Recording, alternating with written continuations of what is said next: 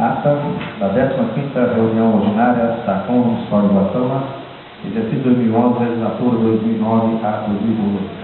Às 19 horas do dia 19 de setembro de 2011, os edifícios do Município de Ubatama reuniram-se ordinariamente sob a presidência do vereador José Francisco Maria, com a ausência justificada dos vereadores Genilson Batista do Vale e justificada da Silva Constância, conforme o ponto de presente caso.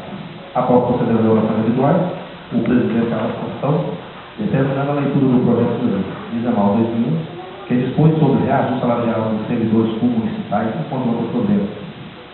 Leitura do projeto de lei 22/2011, que dispõe sobre a criação de cargos e vagas específicas do Poder do Governo, ambos de autoria do chefe do Poder Executivo, que levaram a discussão e votação, os mesmos foram aprovados por unanimidade na sua forma original.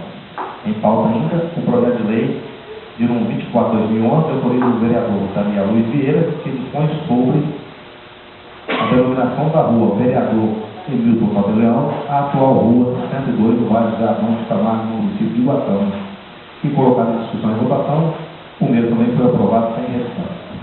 Não havendo mais nada a falar, o presidente, ao encerrar a sessão, determinou que a data presente ata e que dita se aprovada por será assinada pela mesa diretora. Estava na sessão da Câmara Municipal de Ubatama, 19 de setembro de 2011. A discussão. Por favor, permaneça em discussão. Por conta, finalizada. Aprovada.